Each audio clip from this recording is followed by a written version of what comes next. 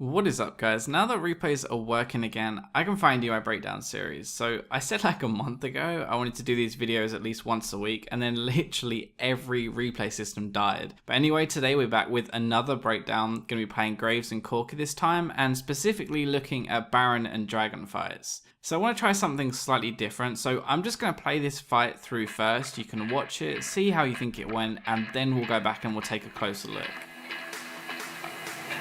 Close your eyes, seek paradise, won't change your mind.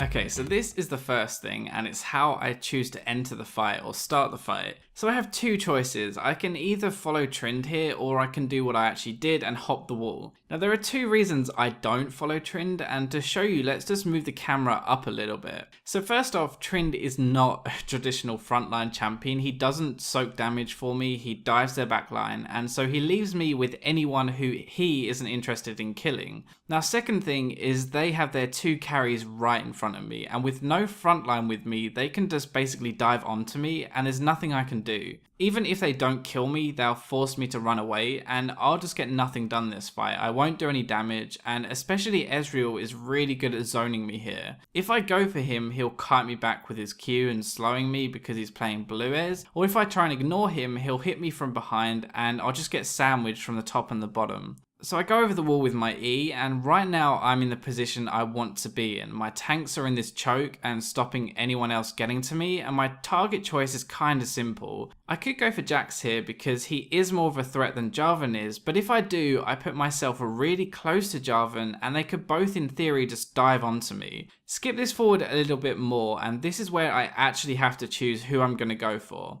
Now I could go up for Ahri and Jax, but Jax is pretty much dead and Ahri is really slippery anyway, so I'll most likely end up just wasting my time chasing her. My front line are also chasing these three, which means I'm not going to be taking any risks here. The only other thing really to say is that I completely ignore Thresh and I just go for Jarvan. So Thresh is technically more out of position than Jarvan is, and he's an easier kill, but removing the smite means that we can do Baron after the fight if we want to.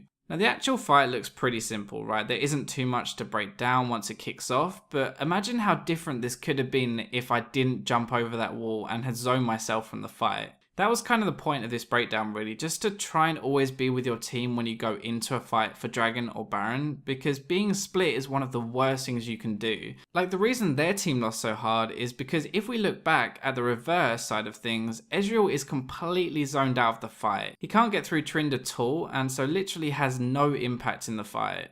So let's move on to another team fight where I don't play as well as I could this time, and I basically just play way too safe. The thing I want to point out before the fight breaks out is the scoreboard. So we're around 6,000 gold behind at this point, but let's just watch it first. Shape the lights, I'll take the chance and roll the dice.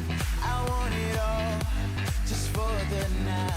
I live it out like I'll never die.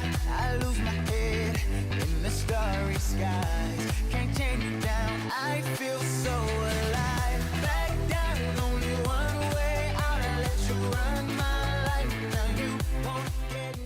Okay, so first thing is my positioning at the start. Now, I'm around half health already, and this is top lane Jarvan. Okay, Jarvan who has a Black Cleaver and a Hydra already, and honestly will probably one-shot me with his auto attack and his ignite. I can't use my W or my Valk to run away, because if he does ult me, I need to instantly use it to avoid the auto attack. So right now, I just have to run.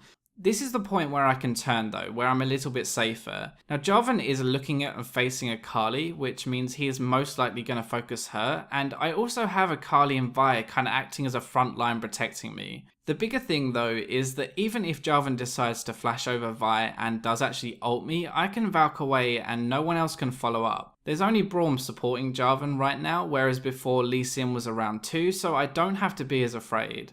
This is where I really make my big mistake though. So I have two choices right now. I can go ham and Valk into Xerath and try and kill him, or I try to support Nasus with my team and focus these 3. So the safer option is obviously to go for the 3 who are already focusing Nasus, and that decision is fine, but the problem here is my positioning. Now I should be standing down here, which puts me away from Xerath, but still allows me to focus the 3 I want to go for. So when I press play, you'll actually see it turns even worse, because Sin has a really good ult here that kicks Vi into both of us, followed by a Xerath Q, and it puts me really low, something which wouldn't have happened if I moved down properly. The final thing that happens is my pretty awful flash, but the reason it was awful was kind of because it was preemptive and not reactionary. Now Xerath screws up his Q, which is why it looks wasted, but 9 times out of 10 that Q is going to be aimed at me, and I need to flash it to make sure I didn't die. I knew it was coming, and I made the choice to go in knowing I'd have to flash it, but when he fired it off, it completely missed, so I looked like a muppet.